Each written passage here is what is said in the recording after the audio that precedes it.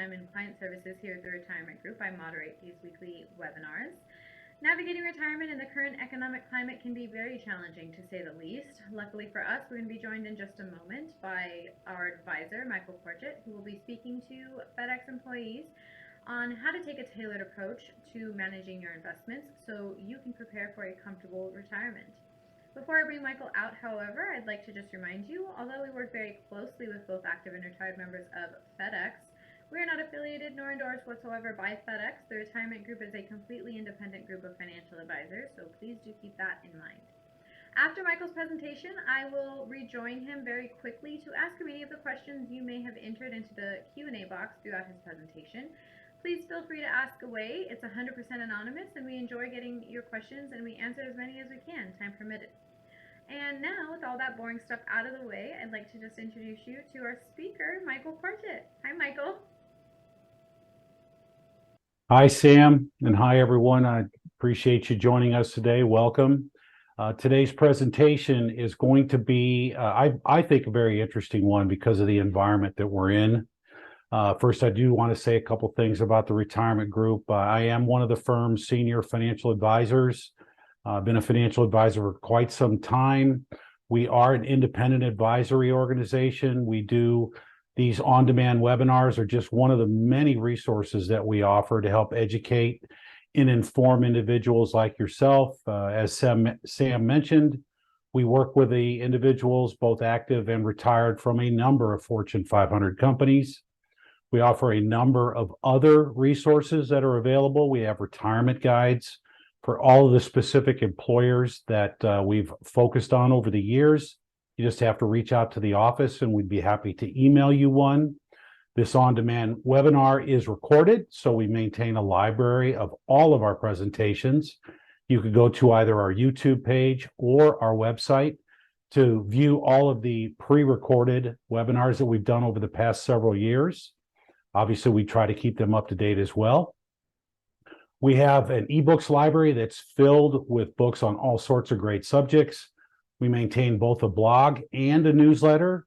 Any information you want, all you have to do is go to our website, theretirementgroup.com, or you can email us at info@theretirementgroup.com. So let's go ahead and get started. Why do you want to consider the Retirement Group? Well, we are a team. We're proud of that. We work very closely together, and we've got an awful lot of experience. We have offices nationwide. My partner and I are based here in St. Louis, and I have clients all over the United States. We have a great deal of knowledge on all of your 401k programs, your pension plans, as well as many of your other benefit programs. And then finally, something we're very proud of, a resource that we offer, and it's a complimentary service, is our retirement cash flow analysis. Please take advantage of this.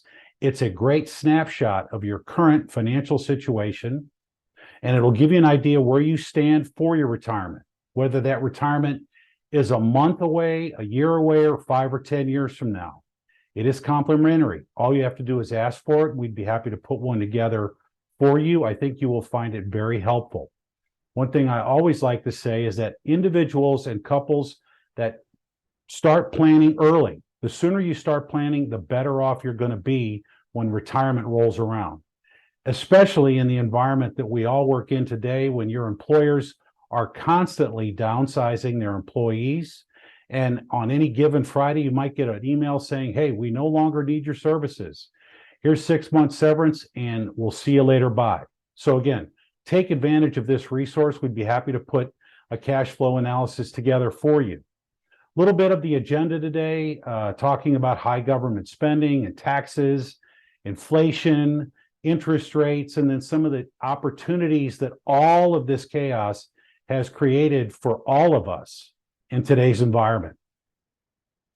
First, let's just capitalizing on the market slowdown. We're going to talk about our philosophy, which is a value-oriented investment philosophy.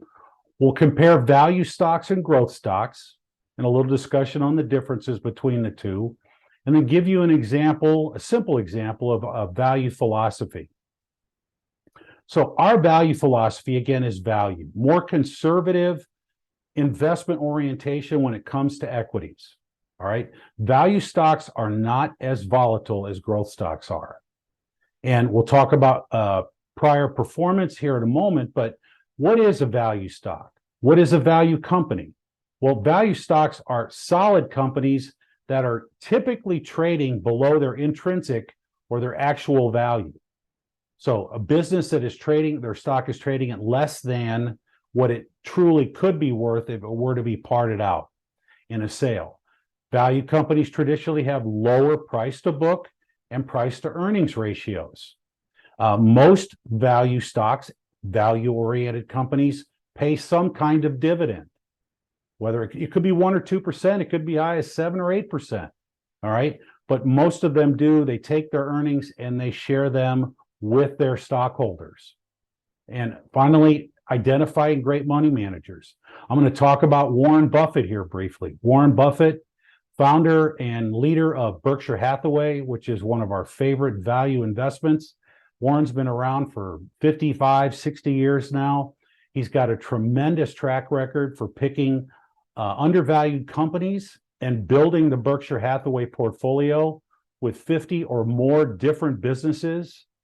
He either owns a lot of stock in many of these companies, or he actually owns the company, like when he bought Burlington Northern Railroad. And it's done very well for Berkshire Hathaway shareholders. A couple of bullet points to consider with value stock investments. You can avoid permanent loss of capital with undervalued value stocks.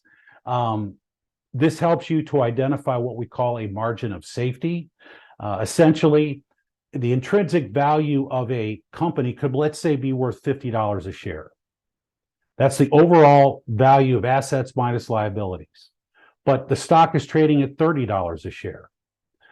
The margin of safety in that particular investment is $20 a share. You've got a lot of opportunity for upside. And it definitely reduces your downside risk. All things to keep in mind. Value stocks versus growth stocks. The first graph, this is a historical graph of value versus growth. Value is the purple. The growth stocks are the orange line. This goes back almost 30 years. And as you can see, it's up and down, up and down, up and down. The average rate of return between value stocks and growth stocks is less than 0.25% over this 40-year period of time. It's just that you got there with less volatility considering value stocks versus the more volatile growth stocks. And then this next slide talks about, this is just a perfect example of how volatile growth stocks are. Last year, value stocks were down a lot less than growth stocks were. The Vanguard Value Index, the VTV ETF, was down less than 5% last year, whereas the NASDAQ 100 growth market was down 35% last year. That's the difference. That's the roller coaster ride. That's the significance of the volatility between growth and value. Can you stomach this kind of volatility? Well, hey, if you're not anywhere near retirement, maybe it makes more sense. But most of the individuals and couples that we work with are closer to retirement and don't want this kind of volatility in their retirement asset portfolio. A quote by Charlie Boborinsky, I never get his name spelled right, but Charlie is one of the founders of the Ariel Investments Fund, and he's been in the business for over 40 years. Simply stated, you could go back all the way to the Great Depression in 1926, and value has beaten growth stocks for every rolling 10-year period of time, except for the last 10 years. So value historically has done better than growth, except for in recent history. That doesn't mean it won't change, but I have a good feeling, and more than likely it will reverse to the mean, and value will become a smarter, longer-term investment versus a year-to-year type of investment, which is what growth stocks and how growth stocks are looked upon. Here's a simple example of a value philosophy, and it's just thinking about buying a stock is like buying a small business. Here we've got a flower delivery business that's for sale.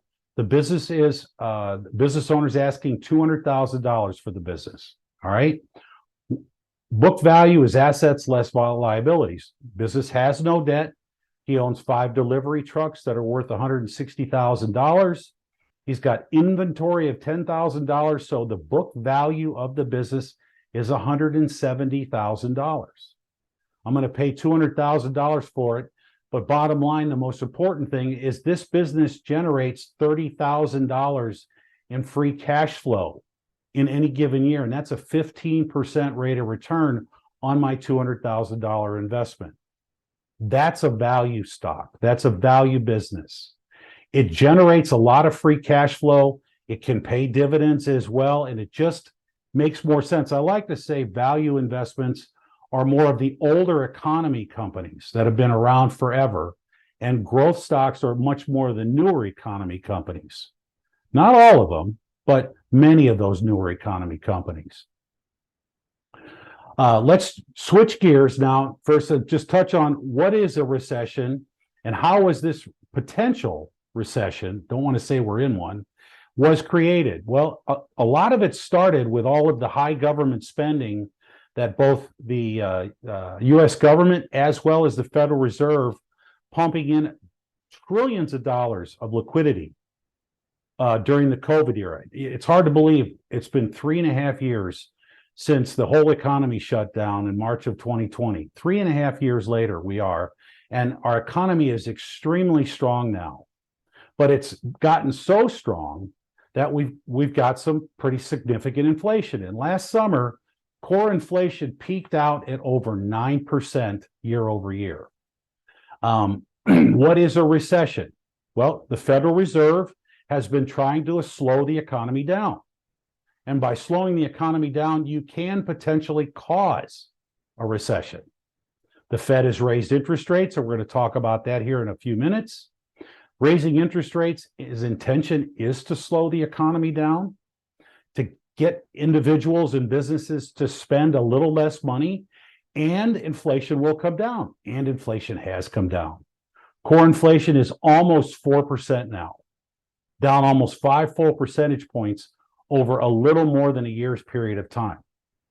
But a recession, as you could see here, is defined as 2 consecutive quarters of negative GDP. We have not seen that yet. And there's a very good chance we will not see any negative GDP in the near future. I'm not a genie. I can't predict it. But based on everything that I read and everything I follow and people I talk to, it does not look like our economy is going to go, quote, into a real recession, although it will and is probably slowing down. And what the Federal Reserve is doing with interest rates is working to bring inflation down. So if we can get inflation down without going into a recession, that's a win-win for all of us. But talking about different kinds of bond investments, we'll start with U.S. Treasuries. Obviously, U.S. Treasuries are issued and backed by the full faith and credit of the United States government. All the bonds are issued by the Department of the Treasury. Investors love Treasury bills, bonds, and notes when things get difficult, when a recession comes about, because they are safe, as is probably the safest investment you can think of, and they pay good interest rates right now because interest rates are higher. So a lot of investors favor treasuries during these difficult times. And people have sold out of equities and bought more treasuries, primarily because of that safety, as well as the higher yields, which I'll talk about here momentarily. You've also got municipal bonds. Municipal bonds are typically issued by state and local governments or municipal organizations. They are typically backed by the full faith and credit of that taxing entity, whether it's a city, state, or county, whatever it might be. Municipal bonds are tax-free, so you do not pay federal income tax on the interest that you earn from muni bonds. And if you buy both federal and state tax-exempt munis, you don't pay state income tax either. They are typically lower rates, but that's because you don't pay income taxes at the federal and state level. They're not backed by the full faith and credit of the United States government, so they are a little riskier. Got to keep that in mind. And let's talk about corporates. Corporates bonds are taxable at both the federal and state level. These bonds offer greater yields. but they also offer a little bit more risk because they're issued by corporations. Now, there's a lot of great corporate bonds out there because there's a lot of great corporations out there. You want to consider when you do invest in corporate bonds, looking for higher quality, AAA, AA, or single A ratings versus higher yield, which is triple B or double B and lower in the bond hierarchy. So higher rated, higher quality bonds are going to be safer when issued by these corporations. The benefits of bonds in general during a recession, I've talked about most of that, but bottom line, bond investments do one thing that a lot of other investments don't do, and that's give you a steady stream of fixed income based on whatever the coupon rate is on a bond. If you buy a 4% 10-year treasury right now, you're going to get 4% until that 10-year treasury bond matures, come hell or high water. The underlying value of the bond goes up and down based on what interest rates do. And bonds become more in demand because stocks during a recession, well, it's a little riskier, all right? Now, good businesses are going to get through recessions, but businesses that are in a lesser state, all right, they're just not as solid a company, or they've got a lot of debt. You know, you might want to stay away from those sorts of bonds. I guess I got ahead of myself here, but a corporate bond that proposes more credit risk is the higher yielding, more indebted companies out there, or many of these bonds used to be called junk bonds. We like to refer to them as higher yield bonds. They pay a higher coupon. They're lower in the capital structure of a business. You got to keep in mind that corporate bonds are secure, more secure, because they are ahead of stocks in times when a business might go out of business and be liquidated. So bonds are ahead of stocks in that scenario. So keep that in mind. And as far as bonds in general, again, you want to invest in higher quality corporate bonds just because there's a lot less chance that the underlying value of those bonds is going to decrease or essentially default. How to manage bonds in a recession? Well, bond duration, that's a big deal. Bond duration is essentially, I talked about a 10-year treasury. A 10-year treasury has a duration of 10 years. A 2-year treasury has a duration of 2 years. A 30-year bond is 30 years. During times of recession and times of volatility, you want to shorten your duration and invest in bonds that are, let's just say less than 5 years in duration. The underlying principle or the value of the bond is affected by interest rate movements. And the longer the duration on any bond is, so the difference between a 10 and a 30-year bond, that's a lot of duration difference, 20 years. Interest rates have more impact, both when interest rates are going down, bond values go up, think of it as a teeter-totter. And when interest rates go down, and interest rates will eventually go down again, once the Fed's done raising rates, they're going to have to lower them eventually to get back to normal, underlying bond values will go up. There's a tremendous opportunity in overall bond investments right now because we all believe that the Fed's almost done. Hopefully they may already be done raising interest rates. The federal funds rate is at 5.25%, may go a little bit higher, but once the Federal Reserve is done raising rates, the bond market in general, both treasuries, corporates, and munis are all going to settle down. And once the Fed starts to lower interest rates, underlying bond values are going to go up again. Last year, bond funds got beat up just like equities. They will go up in value. It will be a good investment, both for the coupon as well as the appreciation. So, best way to invest in bonds, in our opinion, is to use mutual funds or ETFs because you're buying a diversified portfolio of bonds just like you would be with stocks. I like diversification, and choose quality over quantity, higher quality over quantity. Here's some recent interest rates on the Treasury. We've got Old double E savings bonds at about 2.5%. Series I bonds or inflation rated bonds are currently at 4.3%. 30-year bonds and 10-year notes or bonds are both at about 4.5% now. These interest rates are just a little outdated, but they are definitely close. And here's a history of I bonds. I bonds have become a lot more attractive to business owners and individuals now because of inflation. Back in 2022, last year, you could see I bonds were paying upwards of 9.5%. November of last year, it adjusted down. These rates are adjusted every 6 months, almost said years. And right now they're at 4.3%. You can buy I bonds on treasurydirect.gov. So that's where you want to go to buy I bonds. You can buy all treasuries on that website as well. Here's a graph of the yield curve for treasuries for the past 4 years.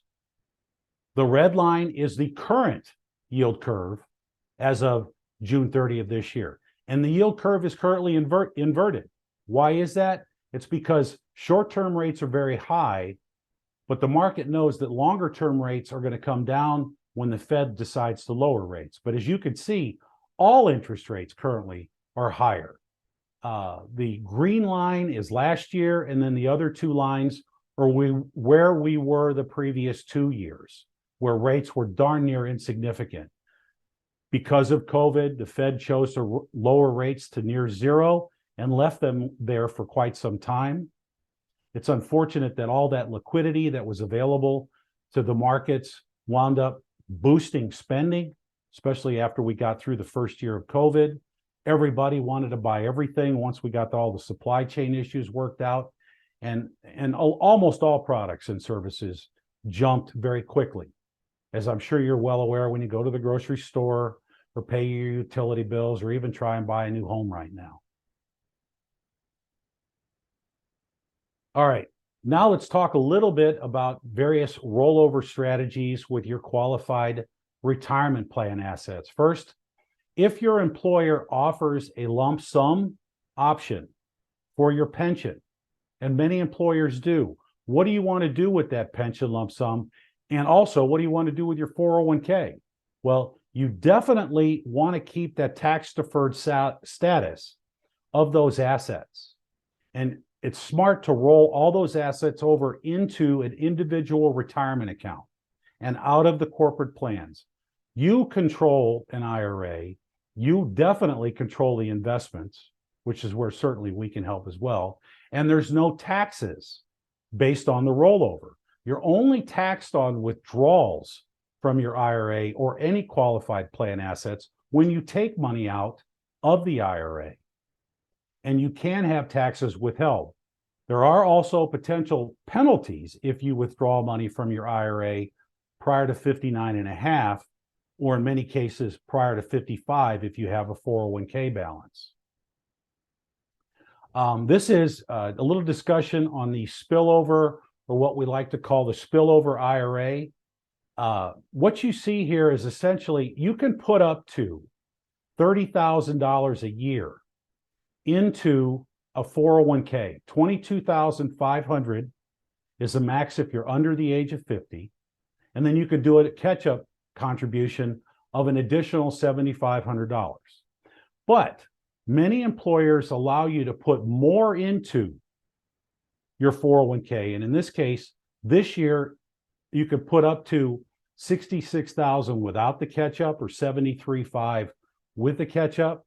So for those of you who can afford to set aside more money for your retirement, you could put after-tax money in as well as the pre-tax money. The after-tax money, obviously you've already paid taxes on it, but annually you can take those funds out and roll them into a Roth IRA. This is an indirect way to contribute to a Roth IRA. And then from that point forward, those dollars grow tax-free. You'll never pay taxes on any of the growth in those assets. Not all employers offer this.